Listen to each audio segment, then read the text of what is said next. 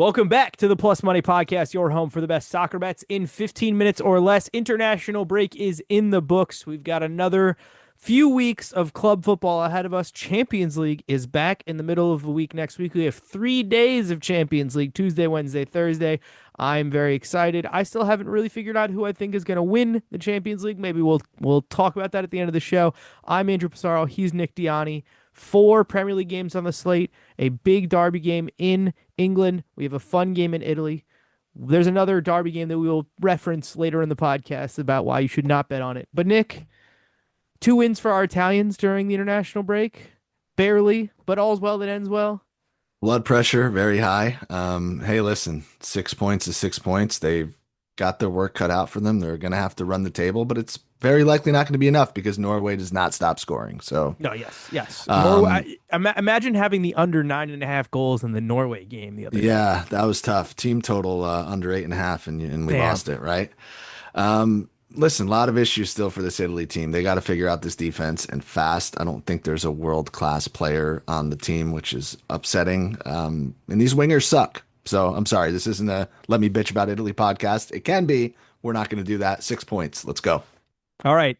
Speaking of teams that are getting points, Crystal Palace takes on Sunderland. Crystal Palace are on the longest unbeaten run in club history right now. That run includes an FA Cup, a Community Shield. They're taking on a recently promoted Sunderland team. Hasn't gotten a road win yet. Crystal Palace and over 1.5 is plus 110. Crystal Palace team total over 1.5 is minus 120. They just smoked Aston Villa in the last game before international break. They brought in some good signings. Obviously, they lost their big diamond in Eze to Arsenal, but I'm bullish on this Crystal Palace team. I'm trying to make as much money on them as I can until the wheels fall off. I like the manager a lot. I could see both teams to score, but I like Palace to get the win. I like some goals in the game. Yeah, you did this to me, man. You did this to me when you know I haven't gotten a Crystal Palace game right in roughly 5 years, and you threw them first on the slate. But they are one of 3 teams that hasn't lost the game. You got to ride them here. I don't really know what to do, but I'm with team total minus 120. Until they don't win, I don't know, you got to ride them. I don't know. I'm always cautious, but they got to get 2 goals, right? Like, how are they Yeah, not going to do it? at home. Final weekend before their European football campaign begins with well, now that I guess they're in Europa Conference League, so they got another week. But I think this is a good spot for Crystal Palace. And also, a lot of travel. Sunderland coming from all the way up north, all the way down to London. Yeah, so I like Crystal Palace in this game. Moving to another London team, another tricky team. Again, they're taking on a relegated team. Fulham are taking on Leeds. Fulham money line is minus 115. I like that. I also team total at even money. I will play that too for Fulham. They're a team that is capable of scoring goals. Didn't get off to the best start so far, but Leeds smoked by Arsenal. I think they're going to be scrappy in this game, but I think the fact that it's at Fulham, I'll take the home team to score twice in front of the home fans at plus 105. We're going to be on opposite sides in this one. Oh no. I just don't ask me why. Sneaking suspicion that Leeds can get something out of this game. I like both teams to score at minus 115. I also like Leeds double chance at minus 115. Um, I think this is one of the games Leeds can pick up points in. I know it's away, but I just haven't believed in Fulham since before the season. I'm not going to start believing in them 3 games in. Leeds are going to have to do something here. Yeah, big opportunity for them to win to wear those beautiful away kits. I think they have a really nice yellow away shirt. Um, I agree. I don't disagree with you. I do think Fulham will get 2 at home, but I could see this weirdly getting out of hand. We get some kind of 2-2 draw. A little 2-2, Uh, yeah, I could see yeah, it. it could be okay. I'll say this. I like the Fulham team total more than I like money line, especially because team total is plus and money line is minus. For sure. And Leeds couldn't stop you or I. So I No. mean, there's no shame in that. I just don't trust Fulham at all. Brentford take on Chelsea. I think this is technically a derby game. They're both weirdly parts of similar parts of London. Um, Chelsea have a horrendous record at Brentford. That being said, this year's Brentford is not last year's Brentford. It's not the year before's Brentford. Again, I feel like I'm giving this out again. Chelsea and over 1.5 is -105. I think you could kick it up to Chelsea and over 2.5. I also like Mark Cucurella one shot last season, last 2 seasons. This is hit in the game that he has played against Brentford. He's a guy that gets into the attack. If João Pedro is a plus number, anytime goal scorer, I would consider it. Obviously, Chelsea do have Champions League football in the middle of the week for the first time in quite a while, but they have more than enough players to go and take down a Brentford team that has struggled in the opening days of the Premier League. I think this is a really good spot to get Chelsea to kind of exact some revenge on Brentford. Like I said, Chelsea and over 1.5, Chelsea and over 2.5. Both are playable for me.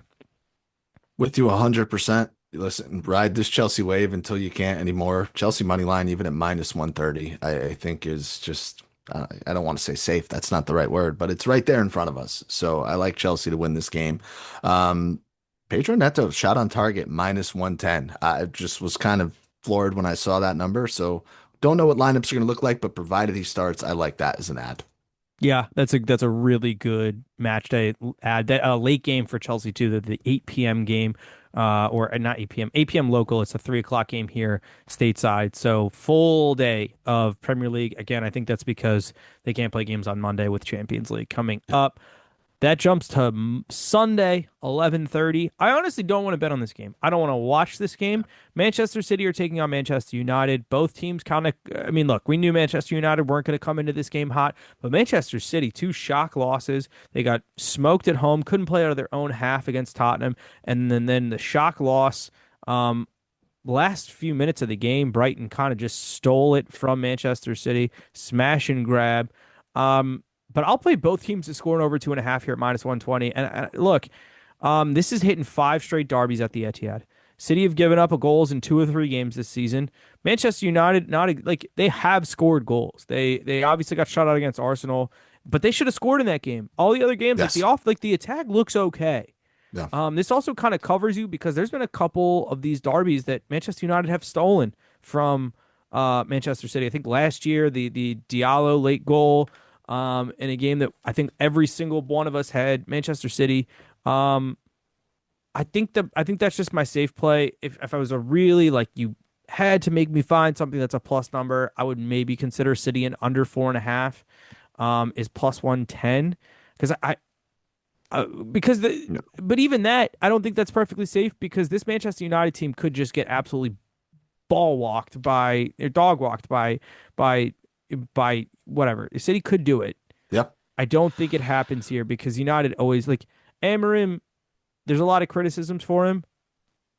He has not gotten smoked in any of these big games. I don't think. Like Hang the banner. they've lost, but they Hang the haven't banner. gotten destroyed. Yes, Has not gotten destroyed. Um, I think it's fair. Listen, the question comes down to, do we believe Manchester City is going to lose 3 games in a row? no. I don't believe it. Would I like for it to happen? I think it'd be fucking fantastic. We could cheer about it. I'd love to see it. This team deserves everything they get on this downward slope that they're on. But I don't think United are good. I don't think City lose 3 in a row. I think you could take City on the money line. It's -140. You can hope that it improves. Um, but that's just where I'm at. I mean, I'm not betting on Man United ever until I see like drastic improvements. So I think the time off maybe will have done City well, and I think they have to get up for this game.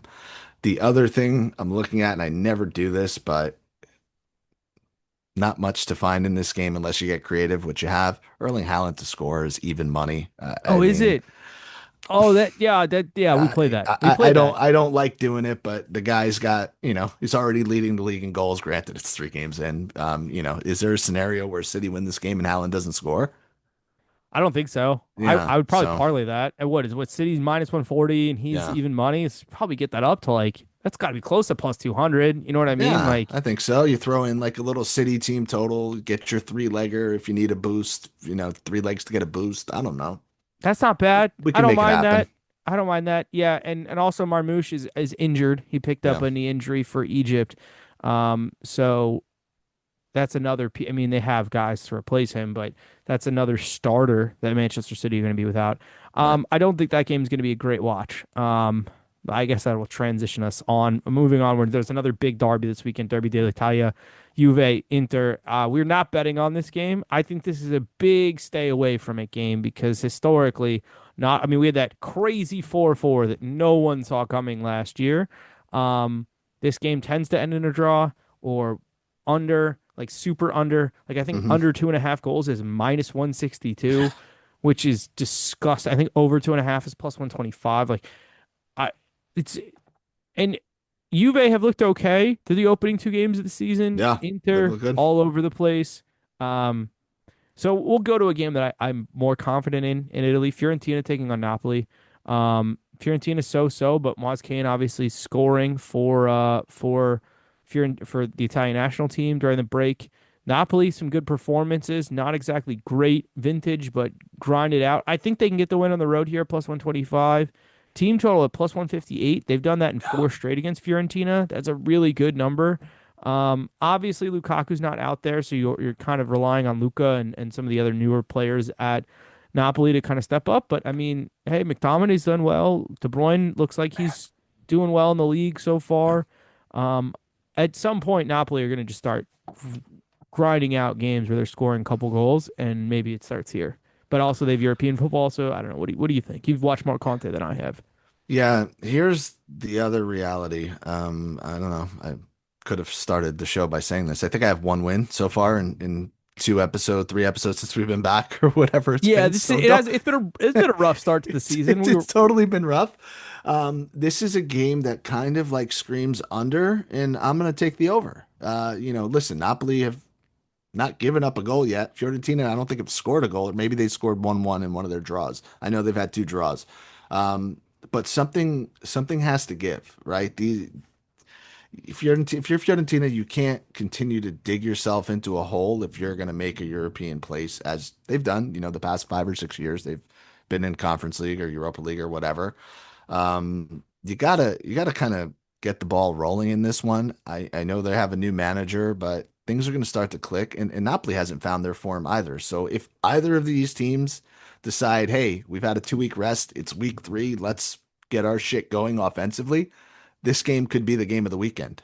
So over 2.5 is plus 135. It's just a little too big of a number to not take a swing on. If it was sitting at minus 110, um, maybe you do the smart thing and play an under or just lay off altogether. But I think this is a 2-1 game. These teams have to go for it. Yeah, I tend to agree with it. I also think Napoli could probably do that on their own if like Definitely push could. came to shove. There's a lot of attacking talent on that They've team. had a lot of chances for the amount of goals that they've scored, right? They've left it late a few weeks now. I think if they start converting a little more, 2 goals for them shouldn't be hard. All right, the moment you've all been waiting for. Both teams to score parlays, three legs. It's plus 280. We actually have some Premier League games. Brighton Bournemouth it's a screams at least 1-1. West Ham Tottenham. I think it's like five or six straight London derbies has ended with both teams to score. I think West Ham can do something, especially after kind of coming back from the dead in their most whatever game that we bet against. I bet against them in that game, and they came out and showed everyone, hey, we are a Premier League team. And Freiburg and Stuttgart in the Bundesliga. There's always money in the banana stand, and there's always both teams to score in the Bundesliga. So that's that. I have some more picks over on patreon.com/ the plus money pod if you're looking for more. I don't think we got 15 minutes just yet.